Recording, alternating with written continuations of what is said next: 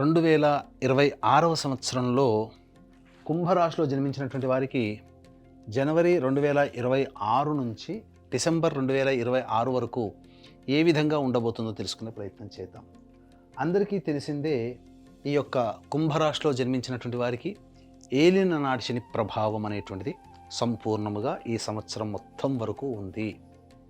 అయితే జూలై 26వ తారీఖు వరకు కుటుంబ శని అయితే, జూలై 26 నుంచి వక్రీకరించినటువంటి కారణం చేత కుటుంబ శని దోష ప్రభావంతో పాటుగా జన్మ శని దోష ప్రభావాన్ని కూడా ఈ కుంభరాశిలో జన్మించినటువంటి వారికి కలగబోతుంది. కాబట్టి జాగ్రత్తలు పాటించాలి. ఏ విధంగా?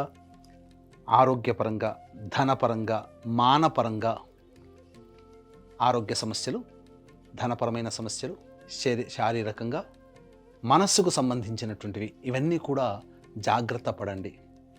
ఎందుకంటే విముఖత, ప్రతి పని యందు కూడాను దూరంగా ఉండాల్సినటువంటి పరిస్థితులు ఈ యొక్క శని ప్రభావంలో గోచరమవుతున్నాయి. అయితే ఈ శని ఇంతటి ఇబ్బంది కలగచేస్తే మరి రక్షించేటువంటిది ఏ గ్రహాల ప్రభావం ఉండదా, ఎప్పుడూ ఒకే విధంగా ఉంటుందానంటే అక్కడే మనకు సమస్యకి పరిష్కారం ఏంటనంటే గురువు ప్రధానంగా యోగకరుడు. మిథున రాశిలో గురువు మార్చి 14వ తారీఖు వరకు వక్రీకరించినటువంటి కారణం చేత ఇటు అర్ధాష్టమ గురు ప్రభావాన్ని కూడా కలగజేస్తున్నాడు. ఈ కారణం చేత ఏం జరగబోతుంది? ప్రధానంగా మార్చి 14వ తారీఖు వరకు కీలకంగా ఉండాల్సినటువంటిది ఉద్యోగ విషయంలో, వృత్తి విషయంలో, వ్యాపార విషయంలో చాలా జాగ్రత్తగా ఉండాలి.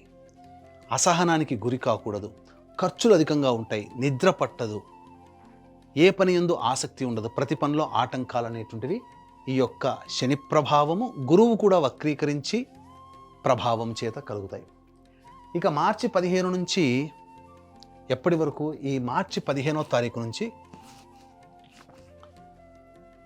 మే 31వ తారీఖు వరకు గురువు